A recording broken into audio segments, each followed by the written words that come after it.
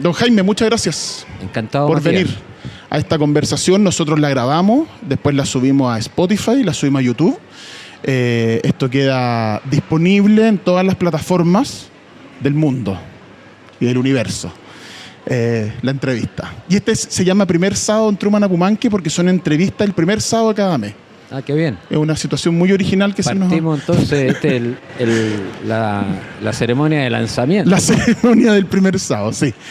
Entonces, yo lo que primero, bueno, la razón por la que vamos a conversar es, además de su carrera y de poder hablar de su historia, es porque también usted hace poco, este año, publicó un libro que se llama Huellas en la Arcilla, que es este libro que está acá.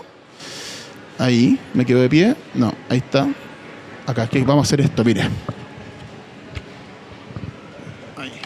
Ahí está. Ya, Huellas en la Arcilla. Que son sus memorias.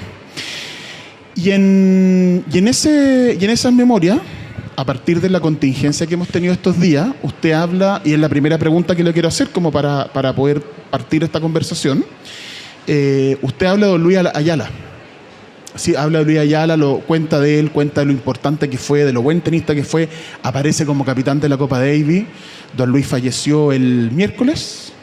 El miércoles, el ¿no? Jueves. El jueves. Tengo entendido. El jueves. Por lo menos la noticia. Llegó el jueves, sí. Sí. Falleció el jueves en Houston, de 91 años. Tuvo una vida larga y de mucho éxito en el deporte.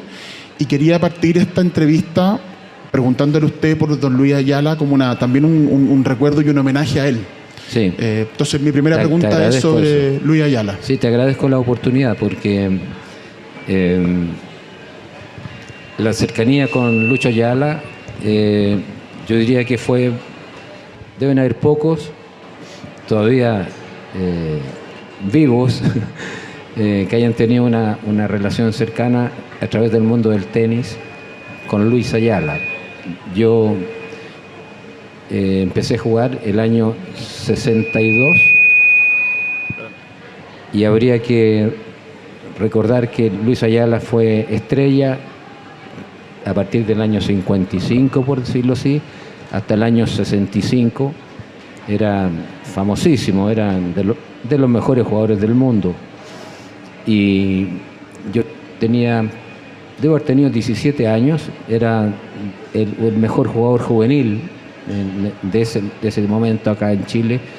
Y a través de un amigo del Club International, donde yo fue que aprendí, conseguimos que la Federación de Tenis hablara con Lucho para decirle ¿por qué no juegas con este promisorio jugador chileno? Y se dio la oportunidad de que yo jugara 3 o 4 veces con Luis Ayala en el Club Santiago, en el Parque O'Higgins, Parque Cousiño en esa época. Y claro, para mí era una motivación enorme que Lucho Ayala haya querido jugar conmigo. Era un gesto muy, muy generoso porque yo no andaba era buen juvenil, pero jugar contra Luis Ayala era para que me ganaran, no sé, pues si ganaba un juego era porque me lo regaló. Así era la diferencia. Pero para mí fue muy motivador porque en esos tiempos en que no habían los medios de comunicación que hay ahora, uno se imaginaba cosas y escuchaba o leían en la prensa, en los cables, que ganó Luis Ayala y andaba jugando en Europa. O sea, un sueño para cualquier aficionado, cualquier chiquillo que le gustara el tenis. Así que lo conocí en ese momento, después lo conocí más adelante, cuando yo estaba en la Universidad de Miami y estaba terminando la universidad y jugué lo que se llamaba el Circuito del Caribe, donde él también jugó. Así que yo lo alcancé a ver a él cuando prácticamente ya estaba dejando de jugar. No jugué contra él en ese momento, pero sí pude apreciar su manera de jugar. Muy poca gente sabe, y por eso digo que agradezco la oportunidad, porque Luis Ayala tenía una gracia. No era un tipo exuberante físicamente, al contrario, era bajo, pero era fuerte y era muy rápido, y lo que hacía él era entender con mucha claridad el juego del tenis, cómo juego yo esa pelota o cómo yo adelanto lo que podría venir y ganó tiempo sobre el otro. Entonces, sin pegar tan fuerte, él era igual de rápido que los otros tenistas con más físico y bueno, con ese físico tenían más potencia. Tenía un juego muy bonito, muy clásico y podía jugar en cualquier cancha. Uno pensaría tan bajo, porque no sé la estatura que tendría, de haber tenido, no sé, 1,70 máximo. 1,70 podría ser. Y jugaba también en pasto como en arcilla, prácticamente.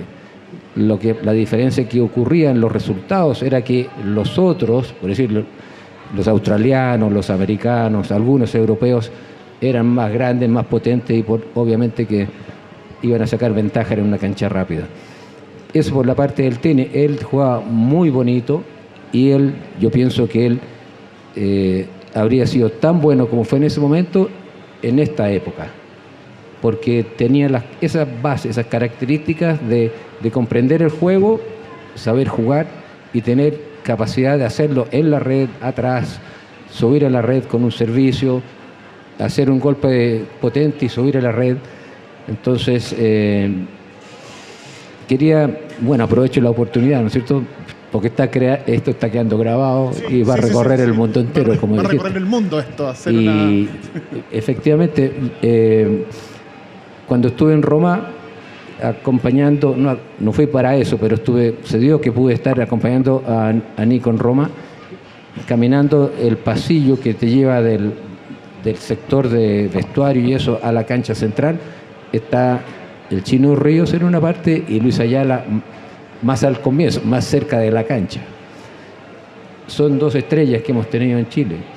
Y claro, todo el mundo recuerda a Marcelo Ríos y nadie recuerda a Luis Ayala. Ciertamente que es una pena que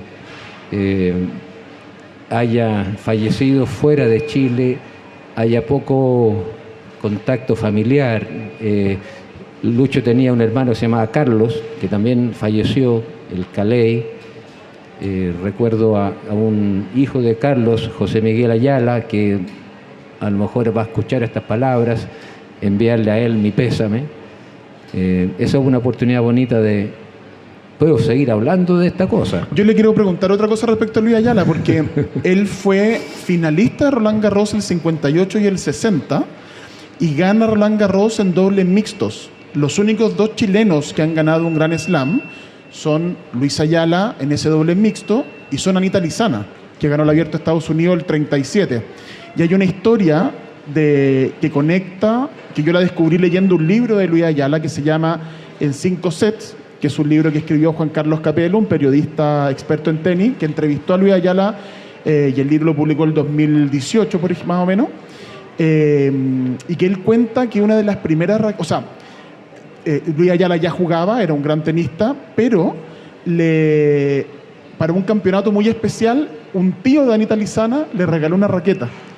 Y él cuenta esa anécdota, y hay una conexión ahí entre Anita Lizana y Luis Ayala, y hay una conexión entre Luis Ayala y usted, y hay una conexión entre usted y qué sé yo, Fernando González, o Masú, o Marcelo Ríos, y hay una conexión, por supuesto, con Nicolás Jarry, y es muy curioso ver esa línea, ¿no?, que hay en el tenis entre los campeones de la era amateur a los campeones de la era moderna. Es bien bonito pensarlo también eso como una continuidad.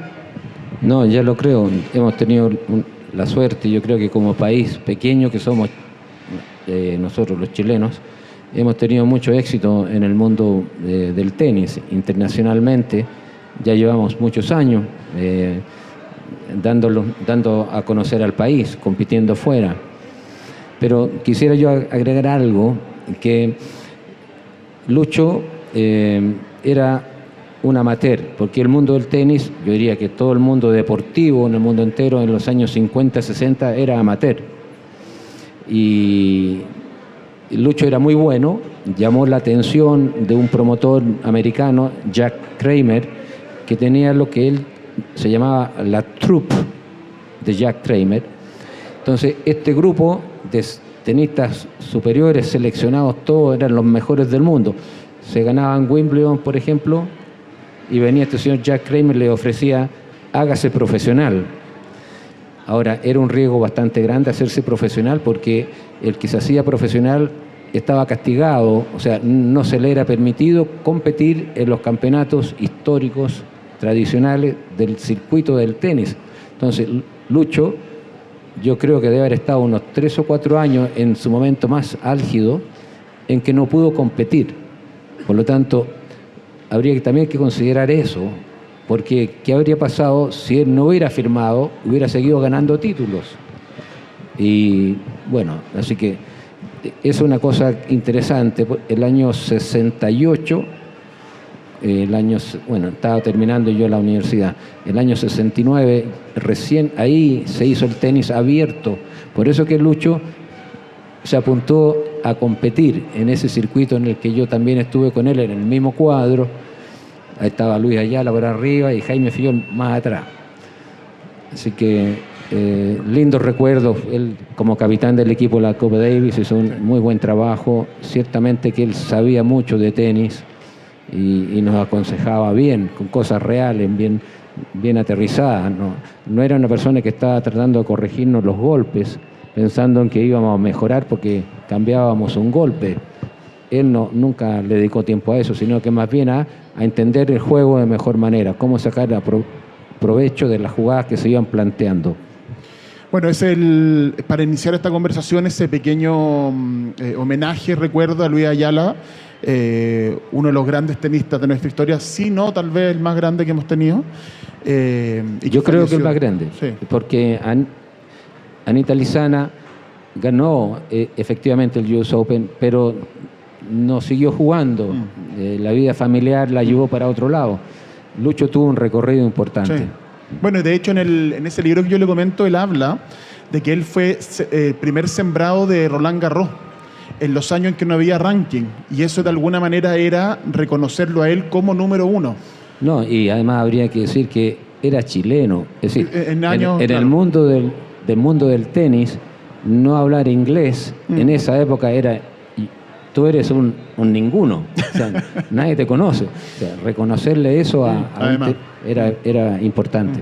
Bueno, va ese homenaje a Luis Ayala y vamos a tratar de hacerle llegar este video de alguna manera a la familia para que sepan que estuvimos pensando en él y recordándolo. Sí. Vamos con Weyer Arcilla, vamos con su propia historia, don Jaime. Son sus memorias. En esa memoria, quiero recorrerla de alguna manera de una forma cronológica.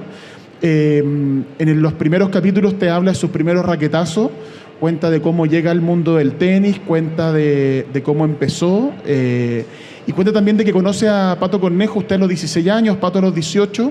Cuéntenos un poco de cómo fue llegar al tenis, y también de que tuvo una cuota de casualidad, un verano que se quedan y que van a jugar a un club y usted se enamoró del tenis.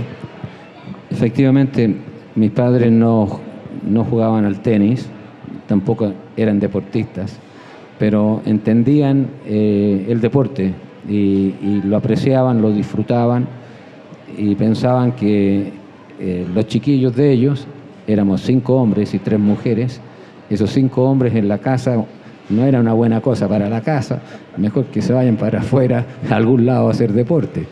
Así que se dio la oportunidad de un verano de vacaciones a través de un muy cercano amigo, nosotros le decíamos tío, Mario Flores, el Zorro Flores, también abogado y también de Chillán, que jugaba muy bien. También abogado porque su padre era Exacto, su padre. Sí. Jugaba en lo que se llama el escalafón nacional, tenía el nivel más alto de Chile en ese momento, y él nos dijo: ven, chiquillos, vengan al club, al International, y usen mi raqueta, está el vestuario, pídanle la llave al encargado del vestuario y ahí saquen las cosas y vayan a probar. Y de vez en cuando jugábamos con él y así poco a poco fuimos enganchando. Tengo todavía un hermano mayor, un hermano que viene después siguiente, cercano a mí, que falleció, Esteban. Esos 3 fuimos los que partimos, luego vino Gonzalo y después vino Álvaro.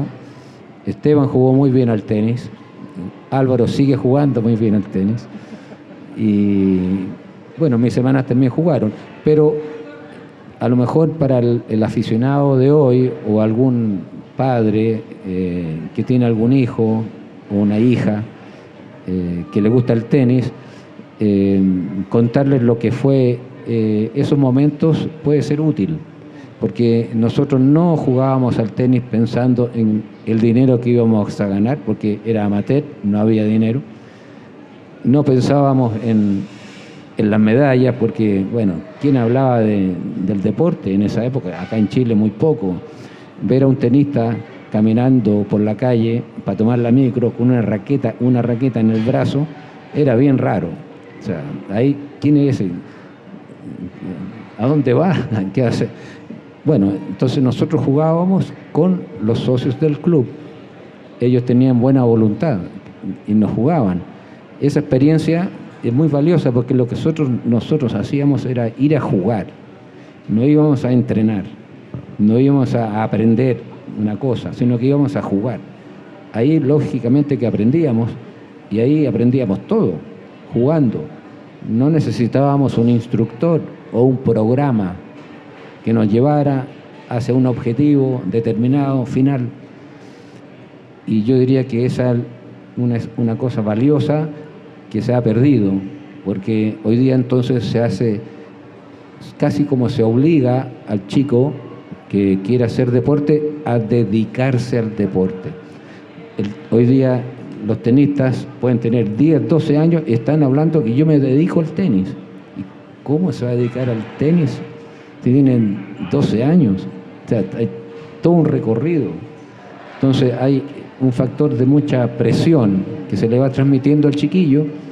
Entonces no es inusual ver a un niño terminar un partido en un campeonato que nadie sabe que se está jugando un campeonato, pero el niño lo vive con tanta intensidad y puede terminar llorando. Es una experiencia traumática. Y el padre, obviamente, o la madre, se asusta. ¿Cómo es posible que esté llorando? Todas esas cosas tenemos que tenerlas presentes, no olvidarlas. Ahí hay una conexión que me voy a adelantar en lo que prometí. Lo prometí, ya no lo voy a cumplir, quiero ir cronológico. Pero hay una conexión ahí con el valor del deporte, que usted recuerda, habla de su padre, de su madre, de su hermano, y con la pega que usted ha hecho en la Andrés Bello. Hay una pega, usted tiene un trabajo, un cargo en la Universidad Andrés Bello, director de la Escuela de Deporte, y hay ahí también una manera de abordar el deporte distinta, que tal vez se remonta a cuando usted era chico y empezó. En términos valóricos me refiero. No, efectivamente. El nombre del instituto. Que se creó dentro de la Facultad de Educación y Ciencias Sociales de la facultad, tiene un nombre que no es el tradicional nombre que un instituto de una institución deportiva importante como es la Universidad Andrés Bello le va a poner al instituto. Todos los institutos hablan de las ciencias del deporte, en donde el deporte pasa a ser un tema de estudio. Y nosotros, con la decano de la facultad, hablábamos que el deporte es tan importante, es tan grande, es demasiado grande, no podemos no hacerlo. Entonces, el instituto también está haciendo deporte. No solamente está estudiándolo, sino que también lo está haciendo. Y estamos entonces viendo en la realidad cómo se va gestando el deporte.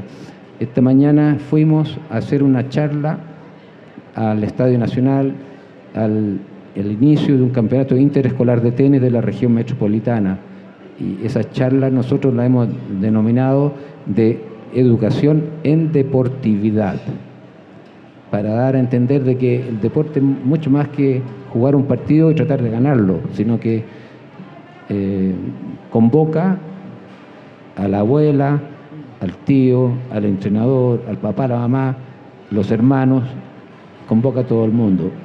Y en la universidad además ustedes tienen una voluntad de cooperar con el joven deportista en su educación, pero también en su desempeño deportivo, y eso se vio materializado en los mismos Panamericanos, en los alumnos que tuvieron medallas, o que participaron de los Panamericanos. Sí. Alumnos de la universidad me refiero. Correcto. Entonces nosotros el nombre que le pusimos al instituto es de deporte y bienestar. Y el bienestar a lo mejor debe haber sido bien ser. más que estar, ser. Porque para allá vamos. Entonces, esta mezcla, como tú bien destacas, nosotros apoyamos fuertemente los Juegos Panamericanos Santiago 2023, pero seguimos haciendo este otro trabajo más educativo, más formador, y dar a conocer que el hecho deportivo va mucho más allá que la cancha, que el partido mismo. Nos ha ido bien con eso. Hemos logrado muy buenas relaciones con otras facultades dentro de la universidad, otras carreras que han entendido que también dentro del grupo de estudiantes de su carrera, de su profesión distinta, derecho, periodismo, psicología, kinesiología, hay gente, no solamente estudiantes, sino que también profesores que disfrutan del deporte y lo valoran.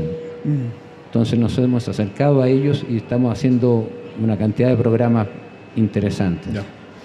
Bueno, nos contó un poquito cómo fueron sus orígenes. Estamos hablando de... Nos saltamos a esta etapa en la Universidad Andrés Bello. Y hay un momento en su propia historia, don Jaime, que usted se va a Miami. O sea, en un mundo donde era muy difícil viajar, donde era muy difícil comunicarse, pesca las maletas y se va a Miami a dedicarse al tenis, a estudiar y a dedicarse al tenis. En el libro usted cuenta de las cartas que se mandaba con su papá, que eran sagradas los lunes. Lo cuento como una anécdota de lo difícil que era para usted también mantener los vínculos, era muy complicado. Y se fue a Miami y que fue campeón y estudió. Cuéntenos un poco de ese proceso. Hoy día que de repente, no sé, en el fútbol vemos que se van a jugar afuera y vuelven a los 6 meses. ¿Cómo fue para usted irse y quedarse en Miami? Y usted está en el Salón de la Fama incluso en la Universidad de Miami. Sí. Bueno, yo no fui pensando que me iba a quedar.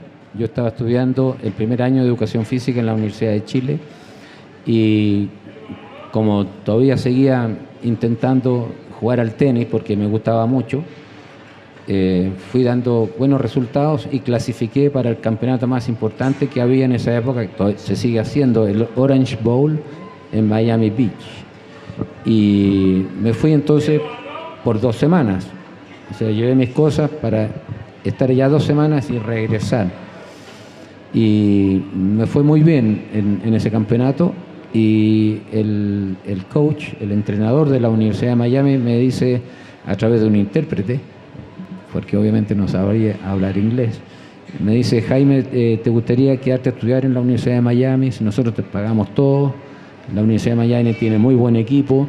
Me empieza a nombrar los jugadores que son del equipo y yo efectivamente conocía un par de ellos y decía: oye, aquí hay un buen equipo y si además voy a poder estudiar y seguir jugando al tenis, voy a llamar a mi casa. Le digo: por favor, hagamos una llamada a mi casa. Y con el intérprete el coach se comunicó con mi papá y luego me puse yo al teléfono para decirle: ¿qué piensas? Me gustaría quedarme. Como tú quieras, me dice. Yo creo que es una buena oportunidad, así que quédate. Y me quedé. Así que tuve que comprar más ropa, explicarle al resto de la familia que ya no me iban a ver por un tiempo. Pero efectivamente ¿Usted fue tenía un 18, cambio, 19 años? 18, sí. Y el cambio cultural era muy grande. Yo no me lo dimensionaba, pero empecé a darme cuenta que la cosa era distinta cuando estábamos por aterrizar en el aeropuerto de Miami y mirando desde el avión hacia abajo habían unos terrenos enormes llenos de unos cuadraditos así que parecían como autos. No son autos. ¿Cómo pueden haber tantos autos en un lugar? Ahí empecé a darme cuenta que estaba llegando a otro lugar. Yo creo que hoy día nadie que no vio una cosa parecida se puede imaginar eso, porque en 50 años más o menos la cosa ha cambiado tanto. Nosotros sabíamos que existía Estados Unidos por las películas. Ahora yo estoy llegando a la película. Y eso era un cambio cultural muy, muy grande. Para usted fue súper importante en la adaptación los vínculos que estableció con familias, con la iglesia, con una comunidad también de chilenos allá. Y fueron vínculos que usted incluso en el libro los recuerda, familias que fueron importantes para usted, y usted mantuvo contacto con esas familias después durante los años. Sí, esas familias que tengo en el libro son cuando yo ya estaba jugando. Pero efectivamente había dos familias en Miami, la señora Lang, Mr. y Mrs. Lang, y Mr. Byron Cherkas, que eran... Lo que ocurre es que en ese tiempo era muy común que un tenista se alojara en casa de familia. Bueno, en el mundo de habla inglesa era más común todavía que en España o en Italia, pero en Estados Unidos era campeonato de tenis y tú no eres de acá, bueno, te alejas con esta familia. Así que uno tenía siempre un lugar bien seguro y cuidado. Así que recuerdo con mucho cariño esa gente que eran voluntariamente recibir a alguien desconocido y acompañarlo y vigilar que esté bien, preocuparse de todo. Y usted muchos años después hizo lo mismo en su casa, recibiendo tenistas chilenos que estaban en etapa formativa, se quedaban en su casa. Sí, efectivamente, y mis hijas, bueno, la mamá de Nicolás Jarry ha recibido montones de tenistas, y mi hija menor Ángela tuvo a un chico boliviano que jugó en el COSAT, que se jugó en el Club Deportivo Universidad Católica recientemente. Así que se mantiene esa queremos mantener eso, porque es interesante, es tan bonito. Bueno, no sé si a lo mejor la gente está aburrida de escuchar tanta cosa rara, ¿no? Ahí se están comiendo unas papas fritas, ¿ves? Mire. Bueno, les voy a contar una cosa que les puede gustar. Este señor, Matías, anda con las zapatillas Stan Smith. Déjeme exhibirlas. Esta modelo zapatilla, que tiene una carita aquí, es de un gringo muy famoso que se llama Stan Smith, que él ha contado que ahora es famoso por las zapatillas, pero en realidad era un tenista seco. Bueno, era de los mejores del mundo. Y hace unos 8 meses atrás, bueno, yo he mantenido contacto con Stan. Y hace unos 8 meses atrás recibo un correo de un hijo de Stan Smith. Me dice: Mr. Fillol, my family and I are planning, bla, bla, bla, está en inglés. La cosa es que me pregunta si yo voy a estar en Chile cuando ellos vienen. Este es el hijo de Stan Smith. Y él viene con su familia, viene con su esposa y 6 chiquillos. Y vienen a estar 5 semanas en Chile, porque ellos hacen estudios en la casa, homeschooling. Y por lo tanto se trasladan 5 semanas a Chile para conocer Chile y estudiar distintas asignaturas a través de lo que van a vivir acá en Chile. Y bueno, pasaron esos meses. Y luego uno de mis nietos, hermano más chico de Nicolás Jarry, dice que quiere ir a la Universidad de Carolina del Norte, NCT. Y bueno, logra, porque juega muy bien al tenis, logra irse para allá, se va para allá, y allá se encuentra con este hijo de Stan Smith que vive ahí. Entonces llegó a la casa de una persona. O sea, qué tranquilidad para los padres. O sea, se va para allá, claro, y lo están alojando un amigo que lo va a cuidar. Mucho más cariñoso que irse a un hotel o a otra cosa, ¿no? Sí, a golpear puertas y ver cómo lo hago. Entonces se van facilitando las cosas. El tenis es el único deporte que permite eso. Claro, alojar a 11 jugadores de un equipo de fútbol es distinto.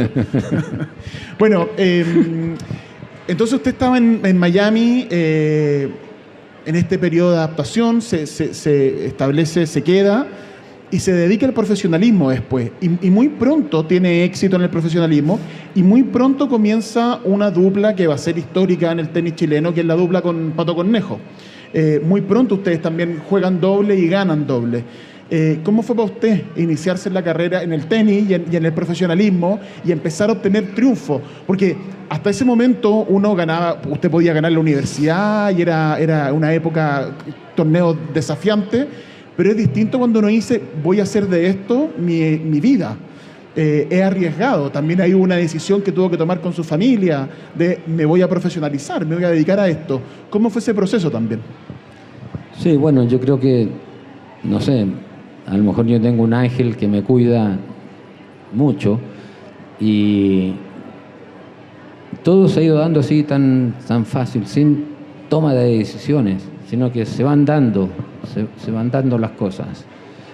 Cuando yo estaba en la Universidad de Miami, el equipo de la Universidad de Miami era el número 2 o el número 3 de todos los equipos de Estados Unidos de tenis. En ese tiempo, si tú eras de Estados Unidos y eras el mejor tenista, estabas estudiando en una de esas universidades. Entonces, por lo tanto, yo ya estaba a un nivel equivalente a los mejores tenistas americanos. Entonces, que el tenis se haya hecho profesional no me cambió la competencia, sino que, bueno, ahora habían algunos europeos, australianos, que eran muy buenos, pero tenían un nivel más o menos parecido. Yo, en base a los resultados que yo tuve en mi primer año en la Universidad de Miami, yo pude entrar a lo que es el US Open. O sea, en esa época no se llamaba así, pero era el campeonato más importante de Estados Unidos, abierto, no solamente para los estudiantes. Yo logré entrar porque ya me habían visto resultados que eran válidos para que yo con 19 años jugara ese campeonato. Entonces, tampoco me cuestioné qué voy a hacer cuando se dijo que se podía hacer, el tenis iba a ser profesional, iba a haber premio en dinero. Yo feliz de la vida, o sea, no me di ni cuenta que me había graduado. Entonces, así ha sido. Y Pato hizo otro recorrido. Pato, cuando tuvo la oportunidad de integrarse al equipo de la Copa Davis, viajó hacia afuera con Luis Ayala, Patricio Rodríguez, Jaime Pinto, y nos conocimos, ya nos habíamos conocido acá en Chile, como cuento en el libro, que jugué con su hermano Armando, que tenía la edad mía, Pato 2 años más, y era más bien lógico que Pato y yo nos juntáramos por la cercanía en edad, porque Patricio Rodríguez ya era bastante más grande y Jaime Pinto también. Por lo tanto, era lógico que jugáramos, y además yo tomaba la experiencia de Pato, que ya había llevado 2 o 3 años en el circuito, que también es otro mundo, otra manera de vivir la vida. Vivir el circuito es una cosa bien especial y muy interesante. Eso del circuito es interesante porque hace poquito la ATP destacó a Nicolás con su esposa y con sus hijos viajando por el circuito, y usted en esta foto, no sé si los que tienen presbicia no van a ver, pero en esta foto se ve como usted ahí está con Mindy, con Patricio, con su esposa Mindy, con el Patricio. Pato está también ahí con su propia esposa. Con Lupe. Con Lupe, y acá están con la guagua. Sí, exacto, con Patricio, Marcelo y Cecilia. Y con Cecilia en brazos. Entonces ustedes viajaban con la familia, con cama y petaca completa. Así es, sí. Éramos los únicos locos que había en esa época. Pero lo pasamos muy bien, muy bien. Hicimos buena amistad y complementábamos bien como compañeros de dobles. ¿Influía eso, la amistad de ustedes y la buena onda que tenían en la cancha? O sea, yo creo que sí, porque conociéndose en profundidad uno sabe con quién está y no le entran dudas ni empieza a cuestionarse o pasarse película. Uno puede tener un día malo y si yo estaba malo, Pato no me iba a decir, ya pues Jaime, ¿qué estáis haciendo? Siempre hay un trato más bien de apoyo en lugar de remesón. No, con Pato llegó un momento, esto no está en el libro. Ya, esto es una un privilegio. Sí, porque esto es bien raro. Ya. Decidimos que íbamos a... Bueno, ya estábamos viajando juntos y decidimos que este año vamos a repartirnos el premio en dinero 50-50. Ya. ¿Cómo ya? No, pues dijo eso usted. Sí, po, pero que ¿saben lo que estoy diciendo? Sí, pues, mi timota, pues. Sí, po. ¿Quién? O sea, que loco. Nadie nunca lo había hecho y nadie nunca lo va a hacer. No, porque todo era yo me gano lo mío, tú lo tuyo, gano. Sí, porque, bueno, si yo me gané este campeonato o yo me gané todos estos partidos, plata mía. Pero nosotros sabíamos que necesitábamos ese vínculo, hacerlo realmente cercano. Verdaderamente era una sociedad. Efectivamente. Claro. Sí. Y en materia, bueno, metiéndonos en su carrera misma, con Pato usted tuvo como tal vez los logros más emocionantes deportivos. Haber competido Copa Davis, la final de la Copa Davis del 76, ustedes dos eran puntuales del equipo.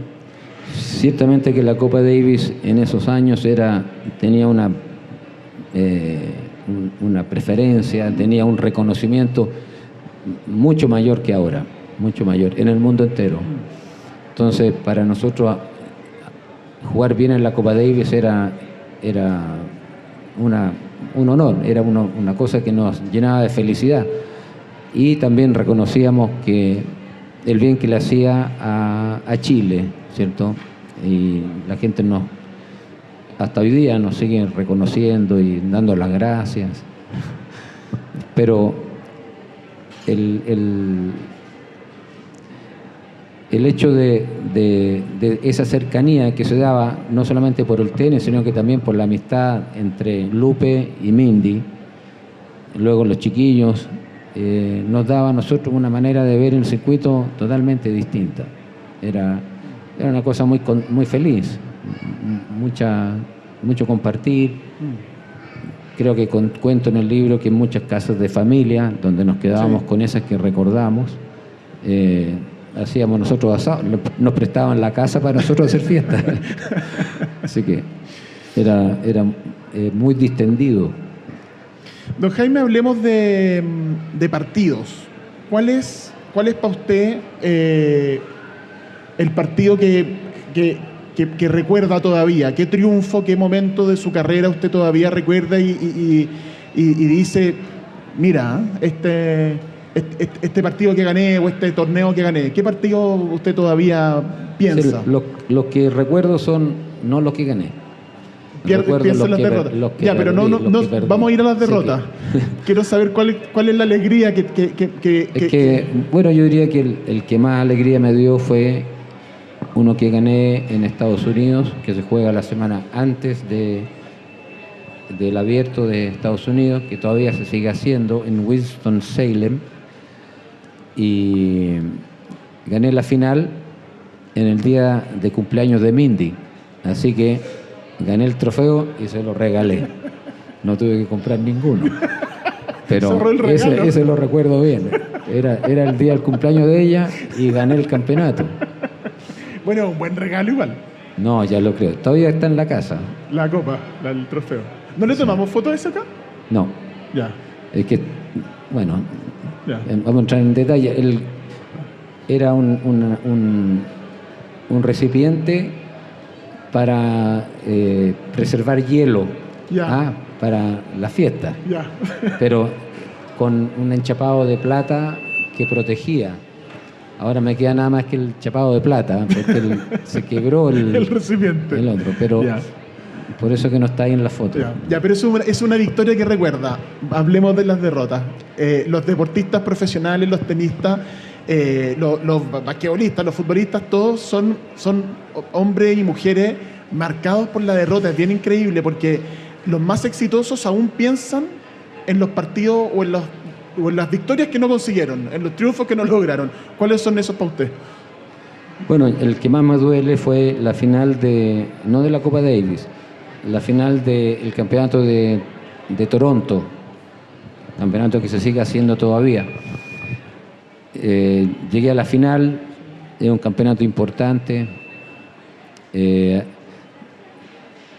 ese tiempo habían muchos chilenos recién llegados a Canadá y echaban de menos a Chile y llegaron a Toronto de distintas partes, porque tuve la oportunidad de estar con alguno de ellos.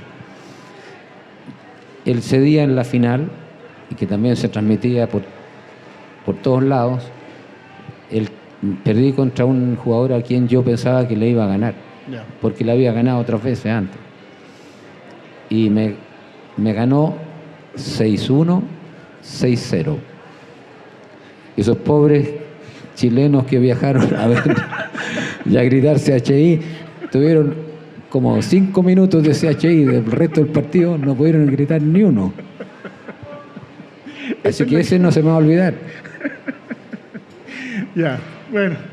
La final contra Italia fue dolorosa también, Sí. porque había mucha expectativa, y yo también, Sí. la tenía también, pero no perdí contra nadie malo. Claro. Perdimos contra jugadores que eran, en ese momento, si miramos los rankings, mejores que nosotros. Solo que uno siempre piensa que tiene la oportunidad y no la va a perder. Pero bueno, esa es la realidad del deporte, que no hay seguridad. No. Por eso me duele, pero no tengo un mal. Yo sabía que había rendido, sabía que estuve a mi nivel. Y en la Copa Davis del 76 el capitán era Luis Ayala. Exacto. Que lo mencionábamos antes. Sí. Ya, entonces ese 6-1, 6-0 es la que más le dolió. Bueno. Pero eso significó ahí Nicolás Jarry y la mayoría de los tenistas hablan de que uno tiene que aprender de los errores. Bueno, yo ahí lo único que aprendí fue en darme cuenta que hay algo que nadie lo ha explicado. Voy a consultar qué me pasó. Pasaron unos días y yo me acerqué a un tenista australiano que se llama Ken Rosewall, que muy famoso, muy bueno, y yo sabía que él, bueno, me conocía ya, me había ganado ya. Y le pregunto, Kenny, ¿qué me pasó? ¿Cómo es posible que yo hubiera llegado a la final, estaba jugando muy bien, y en la final no veo una? ¿Qué me pasó? Y Ken Rosewall me dijo, Jaime, no te preocupes, estás jugando bien, sigue nomás, porque así es el tenis. Y esa respuesta me hizo pensar que no puede ser. Uno no puede pensar que así es el tenis. Tiene que haber una lógica, tiene que haber algo que genera eso. Entonces eso, ahora que ya llevo 20 y tantos años en la universidad, estoy viendo cómo llegar a ese punto. ¿Cómo se explica eso? Porque a veces uno no logra el rendimiento para el que se prepara. Claro, pero ¿y por qué?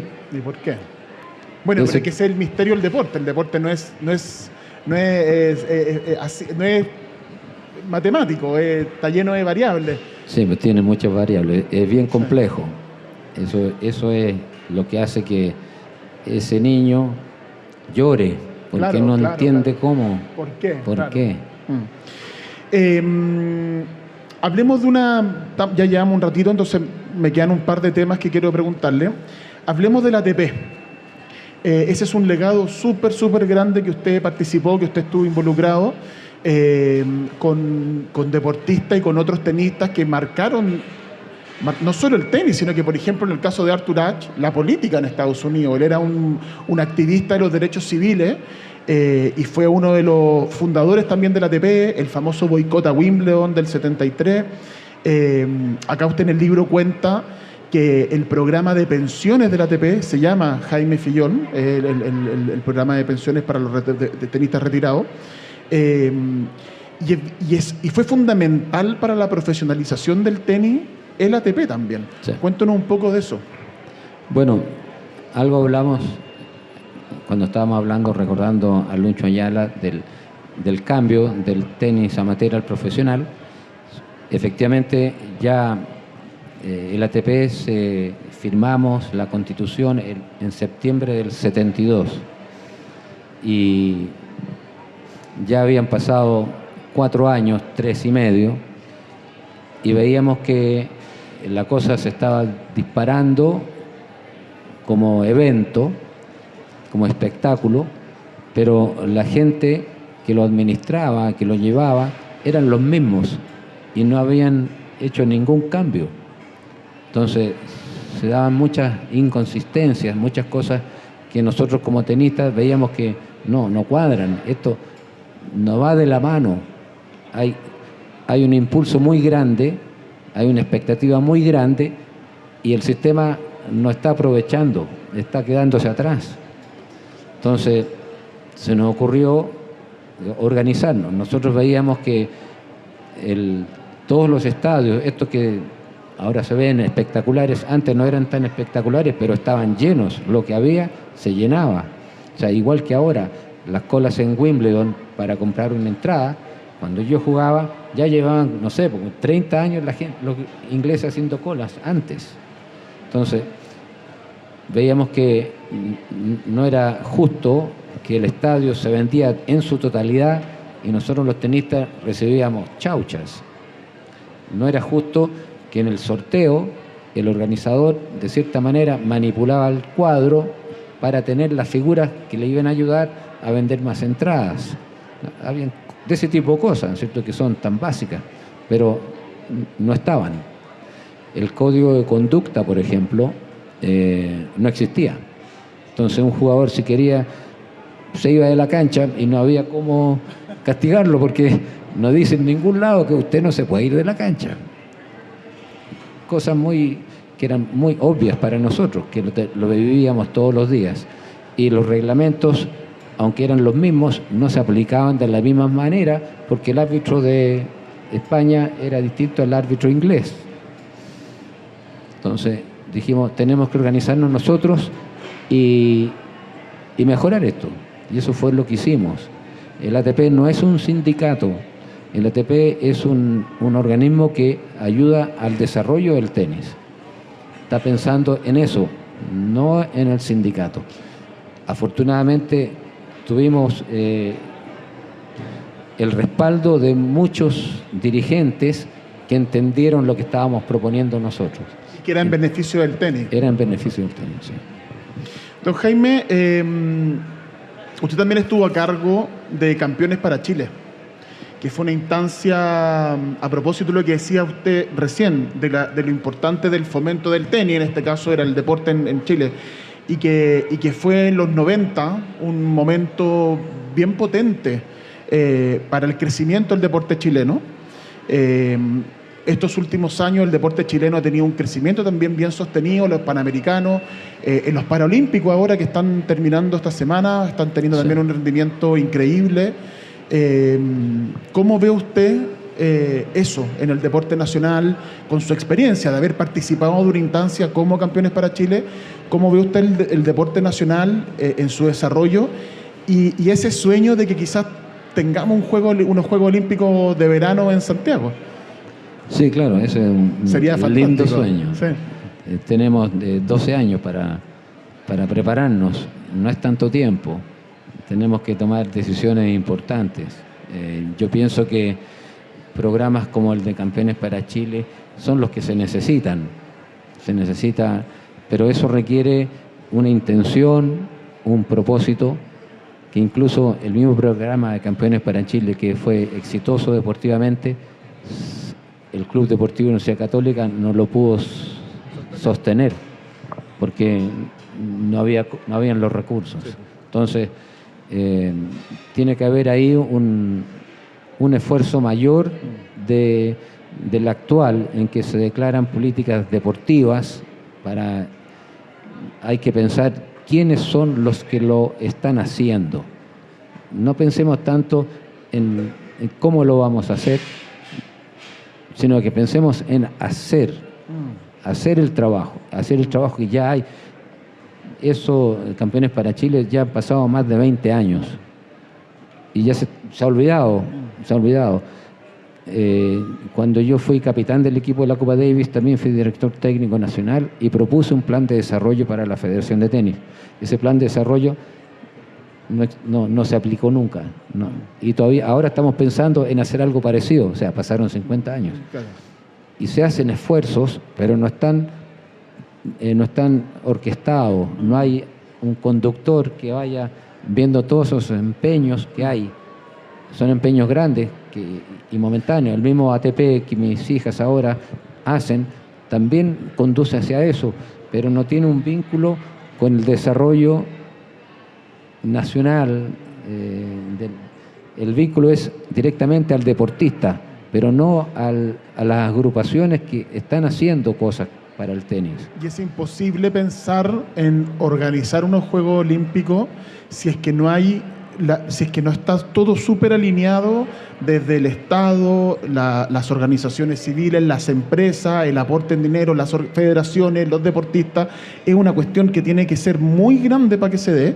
Y Campeones para Chile lo hizo de alguna manera a una medida más pequeña, era un solo club con aportes de empresa, pero eso mismo tiene que ser a nivel nacional.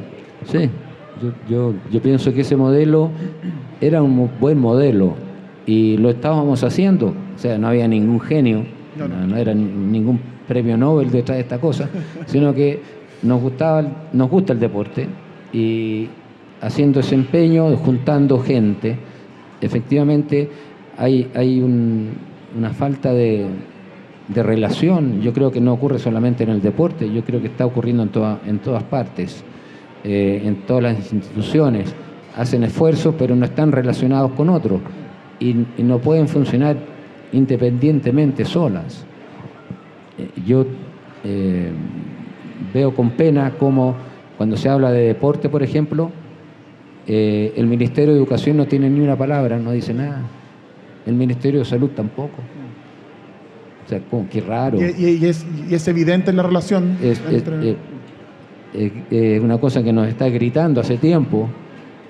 Hay evidencia científica que demuestra los resultados, la cantidad de dinero que se ahorraría si se aplicaran estas cosas. Claro, sí, claro.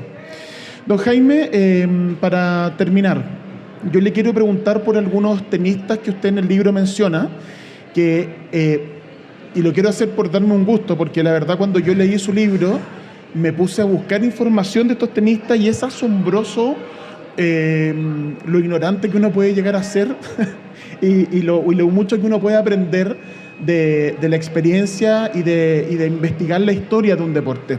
Entonces, por ejemplo, usted en el libro habla de Pancho González, que fue un tenista de ascendencia mexicana que era extraordinario. Habla de Pancho Segura, que era un tenista ecuatoriano. Habla de, bueno, el mismo Stan Smith, que lo nombró por ahí. Habla de Ilie Anastase, de Jimmy Connors, de Björn Borg, de Vilas.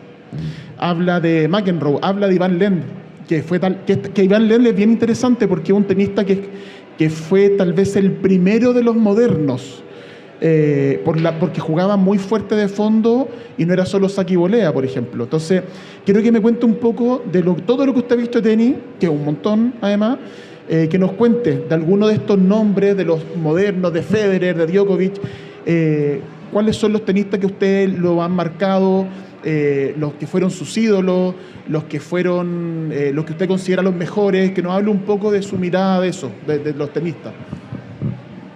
Bueno, yo pienso que el mejor tenista que ha habido hasta el momento es Rod Laver.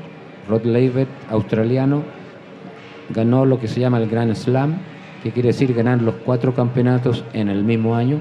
Lo ganó 2 veces y lo ganó la primera vez a fines de los años 50, inicios de los 60, no, un poquito más, pero digamos, en un periodo X ganó su primera vez el Grand Slam, tenía, me parece que como 20 años, pero firmó el contrato el mismo que firmó Lucho Ayala, y lo castigaron y no pudo jugar más, hasta que vino el tenis abierto, 9 años después, entró a la cancha y se volvió a ganar ese Grand Slam. O sea, lo hizo 2 veces. Y separado por casi una década. Exacto. O sea, entre medio de esos 10 años podría haber ganado. Podría haber ganado. O sea, habría roto todos los récords. O sea, y no solamente por los resultados, sino que por la manera como era, como persona, muy agradable, muy sencillo, muy buena onda, es decir, atento a... cuando nosotros hablábamos de crear el ATP, levantó la mano al tiro y era Rod Laver apoyándonos, o sea, no nos podía ir mal. Entonces sabíamos lo que valía Rod Laver, como persona también. Y hay muchos tenistas, diversidad de caracteres, de personajes. Ciertamente que un jugador como Jimmy Connors, yo diría que él fue el que hizo el primer cambio de agarrar a fierrazos a todo el mundo, Jimmy Connors. Y eso fue a comienzos de los 70. Y ganó cualquier cantidad de partidos. O sea, pero yo admiro a todos ellos, todos los que tú nombraste. Lindo tenis, pero si tengo que elegir alguno, por la manera de jugar, por lo vistoso y por lo eficiente, Rod Laver. Y de los más cercanos a mi época. Sí, claro. Y de estos últimos 20 años. Ahora, en este momento, yo diría que iría por Roger Federer. Por la manera también, suave, o sea, lo hace fácil, lo muestra fácil.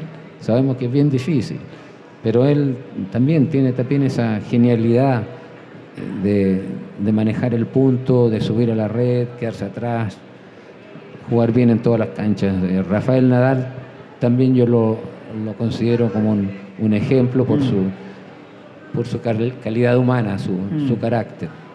Y de la nueva generación, Alcaraz, Sinner, ¿a usted cuál le gusta de eso? Bueno, Alcaraz me gusta mucho, pero Sinner también está mostrando una fortaleza que quién sabe hasta dónde va a llegar, porque apenas tiene 21 años. Entonces, ahí hay una cosa bonita, vamos a ver esa lucha entre Sinner y Alcaraz. Vamos a tener un buen tenis un buen rato. Yo creo, sí. El tenis siempre da esa oportunidad, pero pienso que antiguamente había más espontaneidad, era menos ortodoxo, habían jugadores más raros que tenían su gracia. Por ejemplo, yo echo de menos a Kyrgios. Kyrgios tiene un juego espectacular, pero no lo podemos ver porque anda en otra. Sí. Bueno, don Jaime, yo le quiero dar las gracias por la conversación, por el tiempo. Para mí ha sido un honor. Tengo que contar que me tocó trabajar en este libro con usted. Darle las gracias por la confianza. Y tenemos el segundo libro listo, pues ya quedó grabado. Con esto, claro, estamos listos. El segundo libro Hacemos una serie para Netflix. Pero darle las gracias por la confianza, por su sencillez, por su amabilidad. Todo el mundo con el que hemos hablado, con todo el mundo que hablamos para hacer este libro, desde Fernando, Nicolás, todo el mundo, siempre muy felices de poder expresarle el cariño que tienen por usted. Ha sido usted un caballero del tenis, de la historia de nuestro país, del deporte. Le quería expresar mi agradecimiento y mi admiración a usted por eso. Y quiero pedir un aplauso para usted por su historia, por lo que ha hecho por el tenis y por el deporte chileno. Muchas gracias a ti, Matías. Gracias a todos por la paciencia de escuchar tanto. Muchas gracias. Bueno, hay algunos fans aquí que andan con el librito. Se van a acercar ahí probablemente a pedir que se los firme, a tomarse una foto. Con mucho gusto. ¿Ya? Para que tenga paciencia con los fans, po. Paciencia tengo.